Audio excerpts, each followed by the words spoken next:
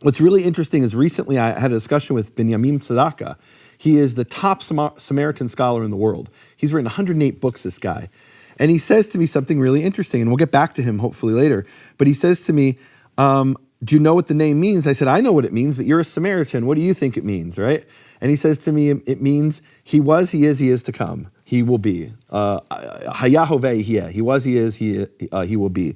So the Jews know this and the Samaritans know it. You know where else you find this, Michael? I think you do know. It's in the book of Revelation. So you have the book of Revelation has he was, he is to come, or he will be. He is to come as a translation essentially of Yehieh, he will be. And so you have this in the Jews, the Samaritans, and the New Testament. Now you can't tell me, well, the Jews looked in the book of Revelation, that's where they got it. Obviously they got it from a common source, right? And the Samaritans certainly aren't getting it from the Jews. So where are they all getting this from? So I asked this to Binyamin Tzedakah, how do you know that's what it means? And he said, it's obvious from Exodus 3:14. So he's a second witness. Okay. I said that for years. When you read it in Hebrew, Ehyeh, I will be, is the explanation of the name Yehovah. How is it an explanation? Well, this has to do with how Hebrew verbs are structured. So essentially, you take those three forms of the verb, Hayah, Hoveh, Hieh, you combine them, and you get Yud He Vav He, God's personal name.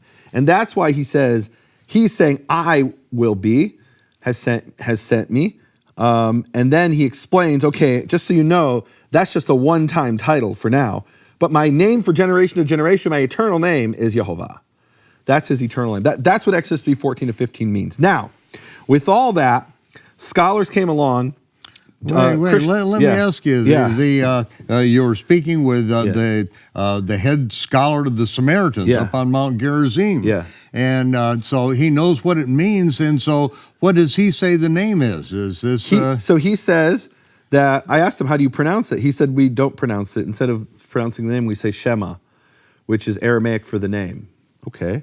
I said, well, Aramaic, Shema. I say, Aramaic, well, I mean, in the time of Aaron and Moses, Israelites didn't speak Aramaic, and you believe you're the Israelites, or a tribe of Israelites. How did you pronounce it in the time of Aaron and Moses? And he said, we didn't pronounce it in the time of Aaron and Moses. In the time of Aaron and Moses, we called God Ashim. Wait a minute now. 2 Kings 17. Can I pull up? Share this with people? Yeah. I think this is very important for people to understand the background of the Samaritans. I take my tour groups up to meet the Samaritans, go in the museum, and this is one of the features. Yeshua spoke to the woman at the well, a Samaritan. Right. And now look, today there's something like 600 Samaritans. In the time of Yeshua, there were 1 million Samaritans. Right? They were a large area, a large contingent of people who dominated what's today northern Israel, the area of Samaria, the so-called West Bank, which Jews called Judea and Samaria. So 2 Kings 17 describes the exile of the 10 northern tribes. They're taken as captives into another land. And why did the Assyrians do this? Their policy was, it's really hard to control people who are far away from you because they'll rebel. And how do you prevent them from rebelling? You take the people from the city Beit Shan, and you go and you plant them somewhere surrounded by enemies. Well, who are they going to rebel with, right? They're not going to join up with the next town because they don't even speak the language of the next town. They don't have the same religion as the next town. Mm-hmm. It was divide and conquer. That's what the Assyrians did. So the Assyrians took the 10 tribes, scattered them all over what today is Iran and Iraq, and possibly parts of Syria. And in their place, they took people from 5 different regions, which were also in those areas. And this is all stipulated in It's described in detail in 2 Kings 17. I'm not going to read the whole thing, but let me just read you the key part here, where he says, verse 24. And the king of Assyria, of 2 Kings 17, verse 24, and the king of Assyria brought men from Babylon, and from Cutha, and from Ava, and from Hamath, and from Sepharvaim, and placed them in the cities of Samaria instead of the children of Israel, meaning in the... Replaced them. Right. Yeah. Why did he do that? Well, because... Running their businesses. Right, we want to be able to tax people, so we can't just have a bunch of empty cities. Mm-hmm. And we want to have... let's be really honest. We want to have human shields. So when the Egyptians invade Assyria, they've got to go through these villages that are garrisoned by people from these 5 cities who are now in Samaria instead of back in Babylon and other places, right? So it has 2 functions there. One is for taxes, and one is it's a human shield. And they possessed Samaria and dwelt in the cities thereof. And so it was at the beginning of their dwelling there that they feared the Lord. And in Hebrew it says Yehovah. Therefore Yehovah sent lions among them, which slew some of them. Wherefore they spake to the king of Assyria, saying, the nations which thou hast removed and placed in the cities of Samaria know not the manner of the God of the land. Basically what they're saying is... Now these are pagans that have been moved in. Oh yeah, pagans from They Cutha, don't know Sarvaim. the God of the land, so to speak. Right, and their thought is, it's a very common pagan thought. You know, pagans... and even if you go, for example, today, and I don't mean this to insult anybody, if you go today to India, they'll say, yeah, all gods are real. We just worship this one particular God, or maybe 2 or 3 gods, right? But they don't deny that Jesus is a God, and that Allah is a God, and that whoever, like I don't even like Buddha's a God. They don't have an issue with that. They just say we just don't worship Buddha. We worship our gods. So that's the way they were thinking is, well, why are these lions attacking us? Why were the lions really attacking them? Well, one, they were sinning, and 2, the cities had been abandoned for some period of time. And so lions took over the place. More like in Israel, it was more like mountain lions, right? It's not African lions, right? Mm-hmm. Big bobcats thing, right? But they're being attacked by these wild beasts. Why? Because they sinned and because the area had been abandoned, right? They're moving into places that maybe nobody lived for a few years, and they're taken over by wild animals. So they say, oh, we know why this is happening. We better worship the God of the land. Who's the God of the land? We don't know. We came into some foreign country called Samaria, called Israel. So what happens? Long story short, the king of Assyria commands that one of the priests of the 10 tribes is sent back to teach these Gentiles how to follow the God of the land. Right. Who is this priest? He's one of the wicked priests that got the 10 tribes exiled in the first place. And we're told earlier in Kings, in 1 Kings 11, we're told that this is the sin of Jeroboam, that the 10 tribes take priests who aren't from Levi, who aren't from Aaron, and they anoint them priests. They're priests in the Catholic sense. The lowest people. Well, they're not from the line of Aaron. A biblical priest has to be from the line of Aaron, and they took just anybody who they thought was worthy of being a priest, and they called him priest. So this is one of the priests who ends up teaching the Samaritans how to follow the Torah. Well, there are Samaritans there till this day. Now, in the story here in Kings, is it says in verse 28, it says, then one of the priests whom they had carried away from Samaria came and dwelt in Bethel, and taught them how they should fear Yehovah. Howbeit, every nation made gods of their own, and put them in the houses of the high places which the Samaritans had made. Every nation in their cities wherein they dwelt. And the men of Babylon made Sukkot Benot. What's Sukkot Benot? That was the god they worshipped back in Babylon. Right. In other words, the early Samaritans did something the modern Samaritans say they don't do, and I believe them. Early Samaritans, what they did is they had 2 gods they worshiped. The God of the land, so the lions don't attack us, and their native god from back in their home country, where they came from. So Babylon, they made Sukkot Benot. The men of Cuth made Nergal, and the men of Hamath made Ashima.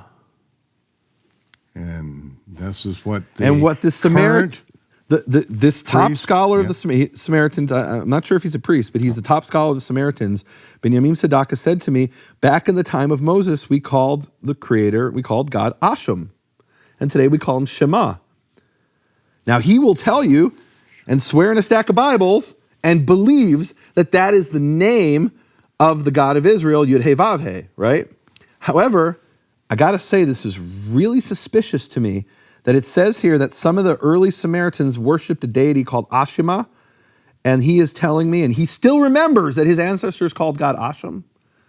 I find it hard to believe that that's a coincidence. Now, the Samaritans in ancient times, he tells me, this Samaritan leader, Benjamin Sadaka, he's a great scholar. He says that we never called God by his actual name, Yud-Heh-Vav-Heh. We called him Ashim. Okay, I believe him.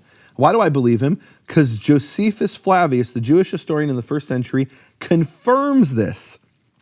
He actually confirms about how when this whole story of the Maccabees, which became Hanukkah, is the Jews were rebelling against the Greeks, the Seleucid Greeks. And so the Seleucid Greek governor started persecuting the Jews. And the Samaritans write to the governor and they say, why are we being persecuted? They send this to Antiochus. They say, why are we being persecuted? We're not even Jews. We're just foreigners in this land. Can I read you that? What Josephus writes? Please do. I think this is very instructional. Okay. Yeah, and we're broadcasting to Bible students out there. So the more that you fill in, well, you will find out really soon that this is key information. Right. Key information, because where does Yahweh come from? Yahweh purportedly comes from the Samaritans. We'll find that out in a few minutes. Okay. If we get right. to it, hopefully, if we have time. This is Josephus Flavius, Antiquities of the Jews, written in the 1st century.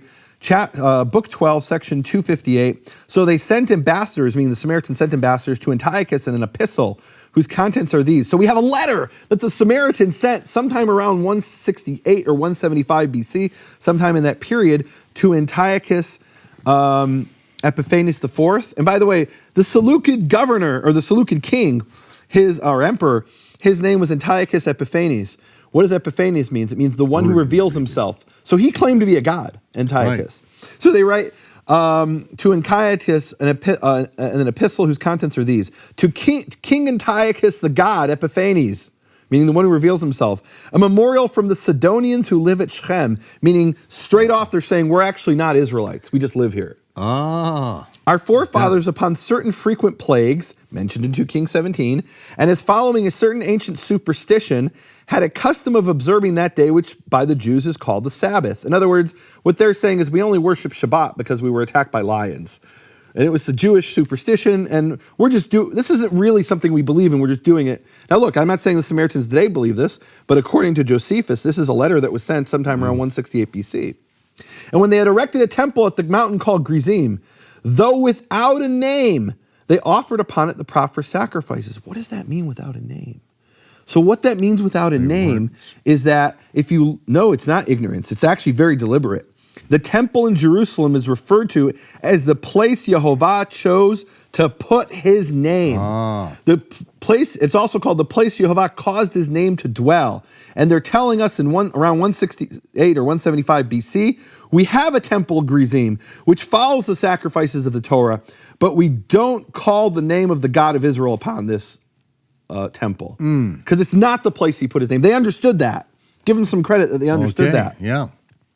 Meaning they understood Jerusalem was the place where God put his name forever.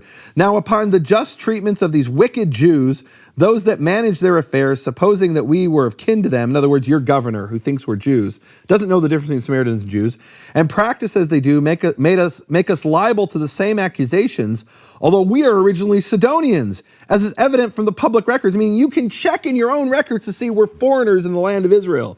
We don't come from here. We were brought from some other land. 2 Kings 17. Verse 261 in Josephus here. We therefore beseech thee, our benefactor and savior, referring to the king, to give order to Apollonius, the governor of this part of the country, and to Nicanor, the procurator of your affairs, to give us no disturbance, nor to lay our charge what the Jews are accused for, since we are aliens from their nation and from their customs, right? We're just doing the Sabbath and sacrifice thing because there was a superstition by our ancestors when we were attacked by lions, but we're not Israelites. And then they say, but let our temple, which at present has no name at all, be named the temple of Jupiter Hellenius. Whoa. Wow. So what are they doing here? They figure out, they're not stupid. They realize why the Jews are being persecuted. The king, and so remember what happened at Hanukkah with the Maccabees. Yeah, they put the statue of Jupiter on the Temple Mount on Jupiter's birthday, December 25th, declaring Jupiter to be God. Well, I mean, my understanding there is the focus was on Apollo, but in any event, what the Greeks are trying to it's the same. It's the they mix all name. these things, right? Yeah. Well, so what they're doing back then. The Greeks wanted to wipe out the Jews, but not in the way that other people, not the way the Nazis wanted to wipe out the Jews. What the Nazis wanted to do is kill every last Jew. What the Greeks wanted to do is assimilate the Jews and make them Greeks. Right. And so they came along to the Jews and they said, look, stop your Shabbat, stop circumcising your children. You have these things that make you distinct from other nations. We just want you to be Greeks. We want you to be part of our empire. And how will we make you part of our empire?